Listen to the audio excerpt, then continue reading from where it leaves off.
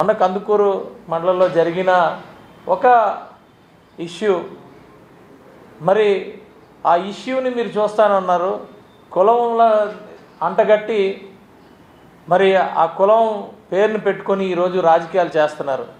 హాస్పిటల్లో ఎవరైతే శతగాత్రులు ఉన్నారో, ఎవరైతే మరి వాళ్ళని పరామర్శించడానికి మరి జక్కంపూడి రాజా కానీ వీళ్ళు అంబటి కానీ వీళ్ళందరూ వెళ్ళినప్పుడు మరి వాళ్ళని పరామర్శించి రావాలి. కానీ కులాల పేర్లతో మరి కాపు కులాన్ని తిట్టడం కోసం కాపు కులాన్ని ఎత్తి పవన్ కళ్యాణ్ గారిని ఈ విషయంలో A1 ముద్దాయిగా చేర్చాలని, A2 A3 చంద్రబాబు నాయుడు గారిని అలాగే లోకేష్ గారిని చేర్చాలని అనటం అది సమంజసం కాదు.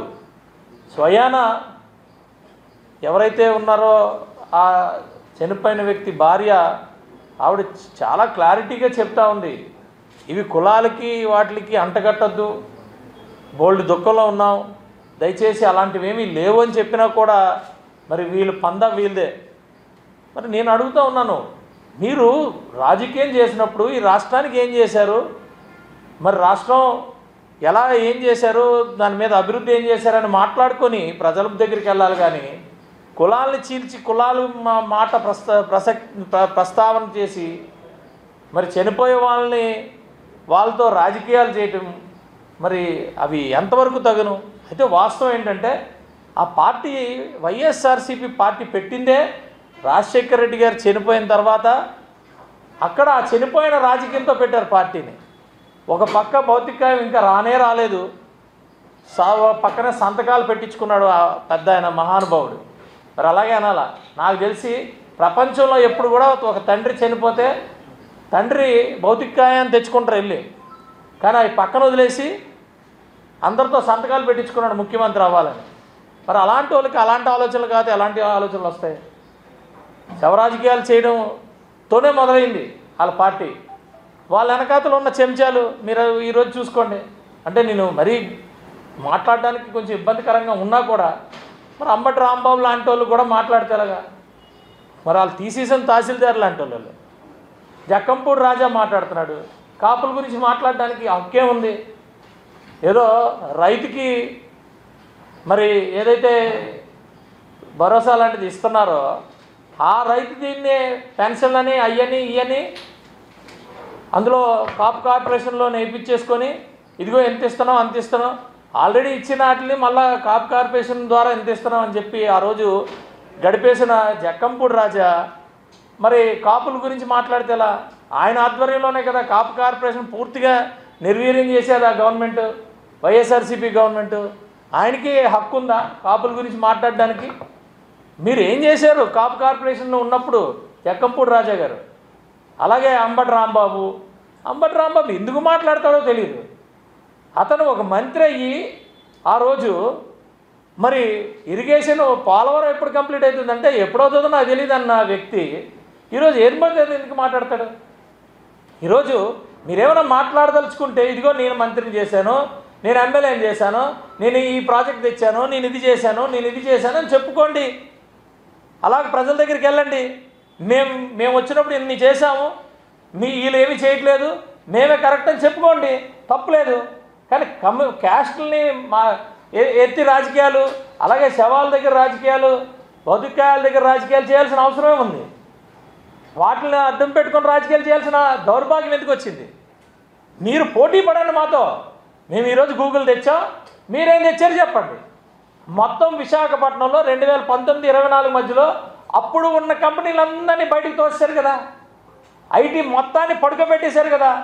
ఈరోజు మీరు ఇష్టానుసారంగా మాట్లాడతానంటే మరి ఎవరిని పడతాను A1 చేర్చేయమంటే ఆల్రెడీ మీ నాయకుడు A1.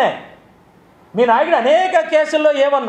మీకు ఉన్న భాష ఏంటంటే అదే మీ భాష ఏంటి? మాటికి రోడ్డు మీద ఎవరు కనబడతాలని వాళ్ళు A1 కింద చేర్చండి, ఇలా A2 చేర్చండి. ఎందుకంటే మీ చుట్టూ తిరిగే భాష, మీకు చుట్టూ మీ బుర్రలో తిరిగే భాష A1 A2 A3. మాది ఆ భాష కాదు.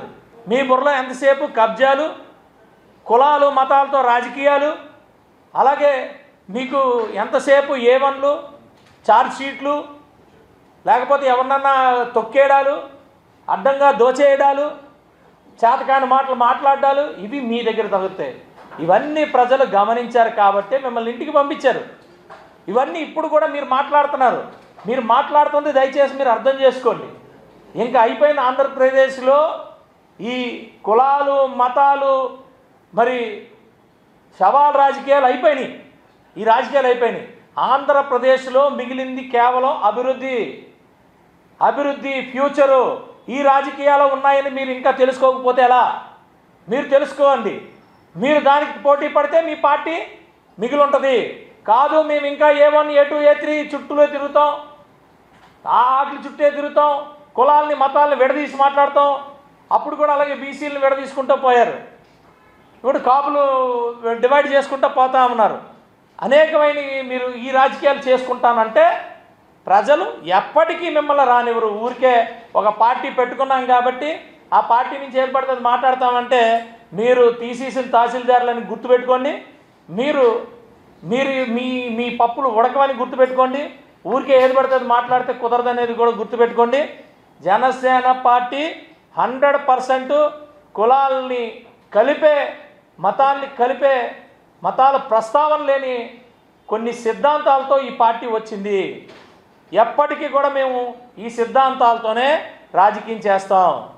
మేము చాలా గట్టి సిద్ధాంతాలతో వచ్చాం. మేము దేశం కోసం పనిచేయడానికి వచ్చాం. మేము ఎప్పటికప్పుడు మళ్ళీ మీకు ప్రోగ్రెస్ రిపోర్ట్ ఇస్తాం. ప్రతి ఎమ్మెల్యేకి 6 నెలలకు ఒకసారి రిపోర్ట్ ఉంది. ప్రతి సంవత్సరం రిపోర్ట్లు ఇస్తాం. ఈ 5 సంవత్సరాలు మళ్ళీ మేము వస్తాం. మళ్ళీ 5 సంవత్సరాల్లో మేము రిపోర్ట్ ఇస్తాం. మేము 5 సంవత్సరాలు ఏం చేసాం, మీరు 19-24 మధ్యలో ఏం చేశారో మీరు రిపోర్ట్ ఇవ్వండి.